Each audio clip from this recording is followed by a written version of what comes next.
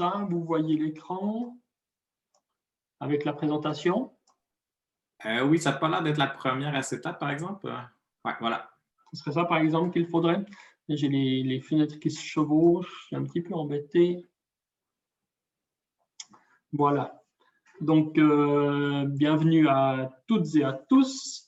Donc, cette première présentation, je vais vous présenter un dispositif d'évaluation que l'on met en place à l'IFFP depuis une année et demie. Donc, je vais vous rappeler un petit peu le contexte. Je vais vous parler tout d'abord de 2-3 exemples de ce que l'on fait déjà à l'IFFP depuis quelques années en lien avec le numérique, qui ne seront pas spécialement liés à cette expérience-là.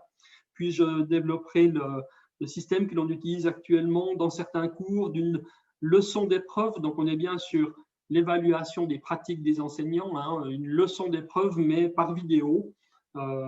Je la détaillerai un petit peu et je vous montrerai quelques résultats de la première phase exploratoire de cette recherche-action, on peut l'appeler comme ça. On est en train de mettre en place, mais en même temps, Johan Effaf, c'est en fait sa recherche et il n'a malheureusement pas pu venir aujourd'hui.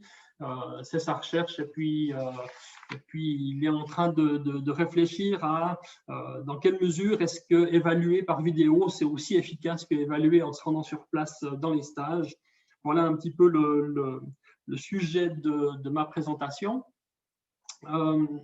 Peut-être commencer par vous parler du contexte de l'IFFP, qui est un contexte un petit peu particulier.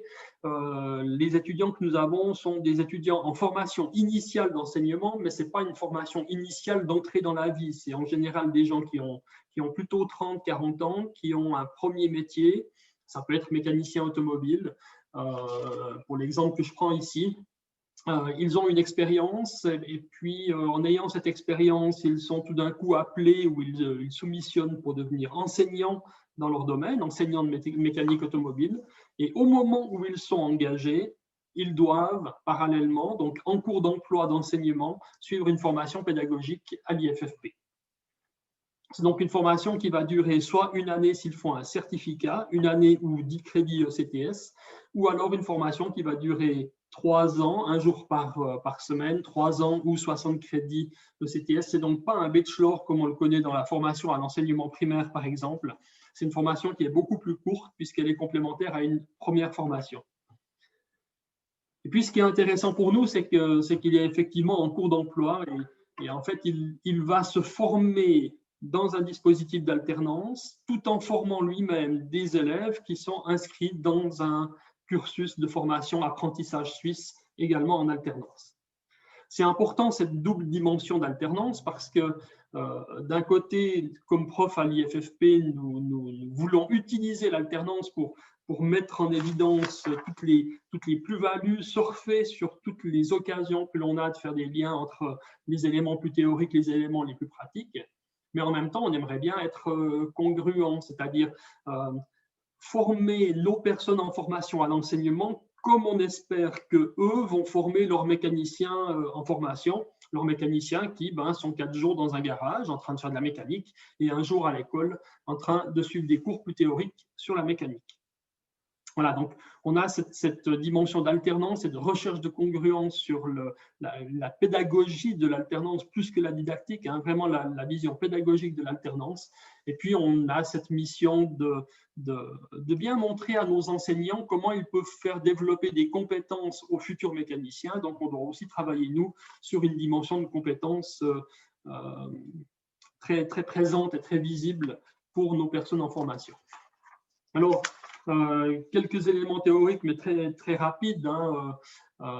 Ce qui est intéressant pour nous, c'est de se dire finalement, si on fait de l'alternance et de la formation à la pratique professionnelle, on sait qu'on doit s'appuyer beaucoup sur l'analyse du travail, l'analyse de l'activité des personnes lorsqu'elles sont au travail. Et puis, cette analyse, elle est extrêmement formatrice. Le fait de connaître le travail, le fait de connaître les gestes permet de comprendre ce qu'est et de s'approprier pleinement ce qu'est le genre professionnel. Le fait d'analyser la pratique, c'est en soi une démarche formatrice, c'est-à-dire en analysant le travail, on apprend le travail. bien évidemment. Et puis, il y a toute une dimension d'accompagnement et d'auto-évaluation qui permet la prise de conscience, qui permet la réalisation, enfin la prise de conscience de la personne des apprentissages qu'elle aurait encore à faire. Et le constat que l'on fait, ici on en débat assez souvent avec Philippe Mauban, c'est que toutes ces dimensions sont extrêmement formatrices, mais malheureusement, en règle générale, c'est les formateurs qui s'occupent de faire ce travail et les apprenants se retrouvent, eux, une fois que les formateurs ont décortiqué le travail, ils se retrouvent, eux, à faire des tâches qui sont beaucoup moins axées compétences, beaucoup plus axées savoir ou savoir-faire, et dans des conditions qui, des fois, sont un peu décontextualisées, voire, disons-le carrément, un peu scolaires. Donc, l'alternance, pour nous, elle est une solution, mais elle est une solution un peu à 4 conditions, et c'est ces 4 conditions que je vais essayer d'utiliser dans les différents exemples que je vais vous montrer. Mais on a comme condition principale, c'est que si on veut que l'analyse de l'activité soit efficace, il faut que ce soit l'analyse de l'activité de la personne qui se forme. On doit donc être centré sur l'activité de l'apprenant et non pas sur une activité d'un tiers ou une activité factice.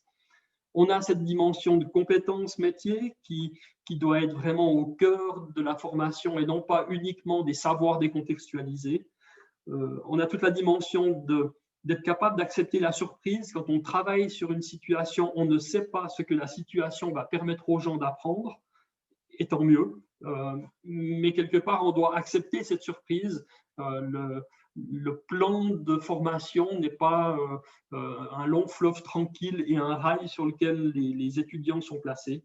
Et puis enfin, on a toute cette dimension de faire des liens. Faire des liens, c'est le job de l'apprenant et ce n'est pas le job du prof. Donc, il faut que l'alternance soit l'occasion de créer ces liens et de créer ce qu'on appelle souvent cette intégration entre théorie et pratique. Alors ça, c'est un petit peu les prérequis que l'on a à l'IFFP quand on est en train de mettre en œuvre des dispositifs de formation.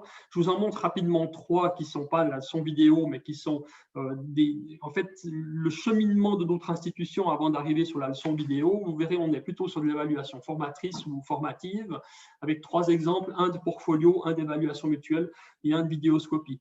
Et pour vous montrer ces exemples, je ne vais pas prendre des exemples tirés de l'enseignement, mais tirés des métiers dans lesquels nos enseignants enseignent de manière à varier un peu le propos, et puis vous verrez que les liens sont assez faciles avec de l'observation du travail enseignant.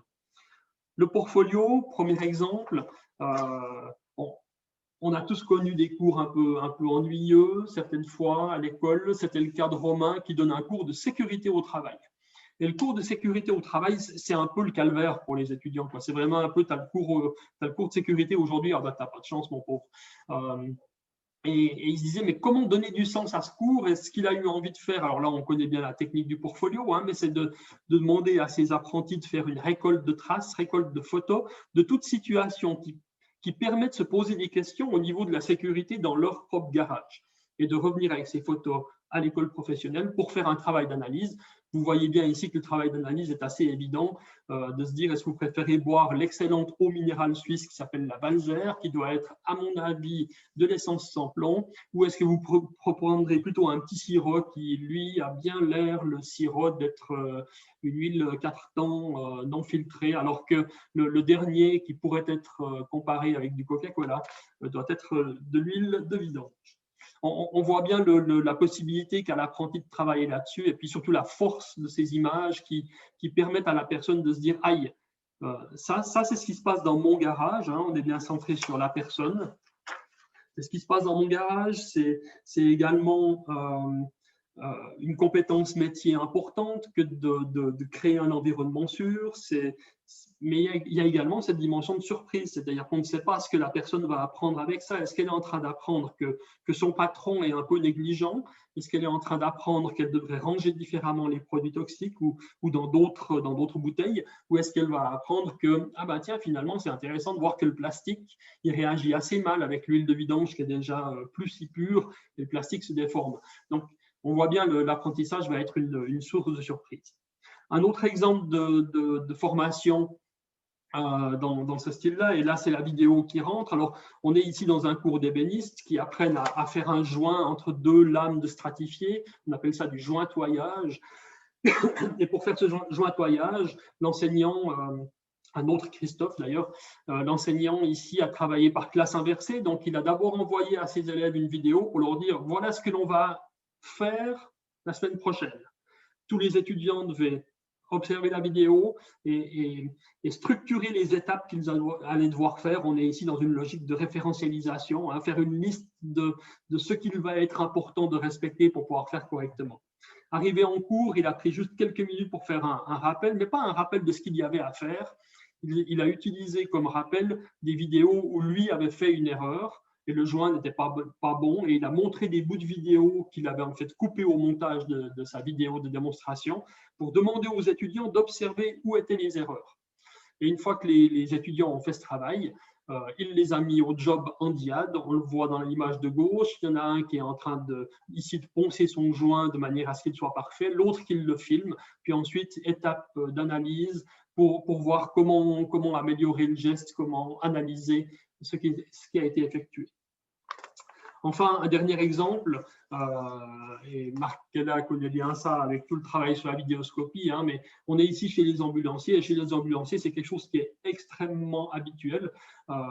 On se met en situation, alors c'est souvent des situations jouées, c'est rarement des situations réelles pour des raisons évidentes de protection des données, mais on se met en situation, on vient au secours d'un polytrauma, de quelqu'un qui est en grande détresse, on se met à le soigner et au moment où on prend en charge le cas, on est filmé et il y a tout le travail de débriefing qui va être fait ensuite. Donc là, on est sur les dimensions de réflexivité collective, d'évaluation par les pairs de la pratique d'une personne. Voilà un petit peu le terrain dans lequel on était. Mathieu, je vois le temps qui file, mais je vais raccourcir un tout petit peu mon temps de question de manière à ne pas déborder du temps, bien sûr, pour le total. Hein. Et à l'IFFP, on est parti avec une leçon d'épreuve en vidéo. Alors, tout d'abord, pour une raison que je n'ai pas marquée sur cette dia, mais pendant longtemps, tous les cours de certificat se terminaient par un dossier écrit. C'est une formation très courte, 15 jours, 10 crédits, et c'était un dossier écrit qui validait la pratique ou le cursus de formation. Et cette envie était de partir sur vraiment une vision de l'enseignant en train de travailler. On a d'autres raisons pour introduire une leçon par vidéo. On a cette envie de diminuer le temps de trajet. On a vu Béat avant qui nous faisait coucou, qui vient de Délémont. Aller à Délémont et rentrer à Lausanne depuis l'école, c'est 5 heures. Donc, faire 5 heures pour aller évaluer une leçon de 60 minutes, ça paraît peu raisonnable. Et le Covid nous montre bien que c'est possible de faire autrement. Et puis, il y a une dimension aussi qui nous intéresse, c'est de se dire, si on travaille sur une vidéo, on sera peut-être moins intrusif. On va simplement demander à la personne de nous apporter une image, enfin un film de son enseignement, et non pas nous, on débarque dans son école avec nos grands sabots et on vient comme ça. Il y a un côté intrusif qui peut être un peu dérangeant. Voilà, la leçon d'épreuve, vous aurez l'occasion de revenir sur le diaporama si jamais, là, je vais aller très vite. Hein. La leçon d'épreuve, elle consiste en 3 étapes. La première, l'étudiant va préparer un cours et écrire comment il va donner son cours en le justifiant. Donc, on est sur planification et justification de la planification. Ensuite, il donne son cours et il se filme. Et il va ensuite regarder ce film et s'analyser. Donc, la 3e partie va être une partie d'analyse de sa propre pratique et écriture d'un dossier dans lequel il explique ce qu'il voit et comment est-ce qu'il aurait pu changer, améliorer, comment est-ce qu'il apprécie sa prestation. Et c'est ce dossier complet, donc un dossier écrit avec une vidéo qui est remise à l'expert. Alors, c'est un module qui est intégré, ou c'est un mode de validation qui est intégré dans 2 filières, comme je vous le disais avant. Dans la filière 300 heures, qui est la filière de 10 crédits, c'est un module qui arrive juste à la fin du module A, mais le module A est le seul module qu'ils vont suivre. Donc, c'est une évaluation par vidéo qui est une évaluation finale et qui donne quelque part le permis d'enseigner pour les personnes qui travaillent à des faibles pourcentages sur le terrain. Et dans la filière 1800 heures, dans la filière diplôme, le module A est également évalué par cette leçon d'épreuve, là où je fais bouger ma souris. Mais cette leçon d'épreuve, en fait, finalement, elle va être le point de départ de la formation et on a toute une série, 8 autres modules qui vont arriver après ce moment-là. Donc, c'est un positionnement qui est vraiment très différent et qui fait que l'évaluation que l'on va donner à voir va être vraiment différente. Pour Johan, ces questions de recherche sont principalement au nombre de 2, si on les décortique avec est-ce que c'est possible d'évaluer la pratique quand c'est l'apprenant qui sélectionne lui-même la situation sur laquelle il va être évalué? Est-ce qu'il n'y a pas un risque de triche là derrière, hein? Il y a quelque chose dans ce style-là que Johan se pose comme question. Puis la deuxième, c'est est-ce que l'évaluation se fait de manière asynchrone? Et de ce fait, l'expert dispose d'un nombre limité d'informations. Est-ce qu'il est quand même capable d'évaluer de la même manière dans des conditions face à une vidéo plutôt que dans une salle de cours? Pour pouvoir comparer les dispositifs, il a mis en place un dispositif expérimental avec alors des LEP, LEP, leçons d'épreuves présentielles, et des LEF, LEV, leçons d'épreuves par vidéo. Ce que l'on a fait, c'est qu'on a choisi des étudiants volontaires qui étaient d'accord que l'on vienne évaluer leurs leçons en présentiel tout en filmant la leçon. Et l'expert 1 et l'expert 2 sont venus suivre l'étudiant. Puis ensuite, on a simplement donné la vidéo à l'expert 3 et l'expert 4 qui, eux, ont dû évaluer seulement sur la base de la vidéo et la base d'un dossier que l'étudiant avait préparé. Même chose pour l'étudiant 1, mais on a croisé les experts. Et voilà, l'expert 1 et 2 ont suivi la leçon vidéo de l'étudiant 1 qui avait donné sa leçon face à l'expert numéro 3 et 4. Puis on a ces 8 rapports de visite et on a fait des comparaisons entre les différents rapports. Alors, ce qui est intéressant de voir au niveau des résultats, on a donc 2 leçons seulement, hein, c'est très expérimental, 8 évaluations qui sont les retours de 4 examinateurs, et puis un focus group avec plusieurs formateurs qui étaient là pour voir. Alors, ce que l'on remarque, c'est que dans la leçon d'épreuve pratique, les enseignants font beaucoup plus de retours sur la pratique. Dans la leçon d'épreuve présentielle, excusez-moi. Les étudiants, les formateurs font beaucoup plus de retours sur ce qu'ils ont vu, sur la pratique. Alors, sur la leçon d'épreuve vidéo, ils font plus de retours sur ce qu'ils ont lu de l'analyse, donc ce qu'ils ont lu de ce que l'étudiant disait de sa pratique. On a comme ça un niveau qui est un petit peu différent. Une fois on regarde la pratique, une fois on est plus attentif à l'analyse de la pratique par l'étudiant. On remarque aussi, mais ça paraît assez évident, qu'il y a beaucoup plus de commentaires écrits dans la leçon par vidéo que dans la leçon en présentiel. Et cet élément se justifie, enfin se comprend assez facilement parce que dans une leçon présentielle, à la fin de la leçon, on discute avec l'étudiant. Donc, il y a plein de choses que l'on veut passer au niveau de ce que l'on a ressenti, comment on avait vécu la situation, les choses qui nous ont surprises. Il y a plein d'éléments, on peut les dire sans les marquer. Quand on reçoit un dossier écrit, on est obligé de les écrire pour les transmettre. Et puis, par contre, une certaine harmonie autour du jugement. On voit que les évaluations qui ont été faites par les 2 jurys sont relativement proches l'une et l'autre. Mais dans les 2 leçons qu'on a eues comme épreuve exploratoire, les 2 leçons étaient vraiment très bonnes. Elles avaient des notes de A et de B. On est dans des résultats qui sont entre excellents et très bien. Et on voit que les juges sont assez cohérents entre eux, qu'ils évaluent sur la base de la vidéo ou sur la base du présentiel. On aimerait bien avoir des étudiants qui acceptent de partager leur pratique dans des cas où la pratique est un peu moins bonne. Le E, c'est un seuil de suffisance. Le F, c'est l'insuffisance. Et ce serait intéressant de voir la différence qu'il peut avoir à ce moment-là. Ce qui est intéressant, c'est qu'il n'y a pas eu que des leçons qui ont été évaluées dans le cadre de ce dispositif expérimental. Il y a beaucoup de formateurs, de mes collègues qui avons eu des étudiants qui ont été évalués par ce système-là. Alors, on leur a demandé aussi dans ce focus group de voir qu'est-ce qu'ils retiraient de cette expérience. Alors, il y a la première chose qui est évidente. Hein, en évaluation en présentiel, on investigue.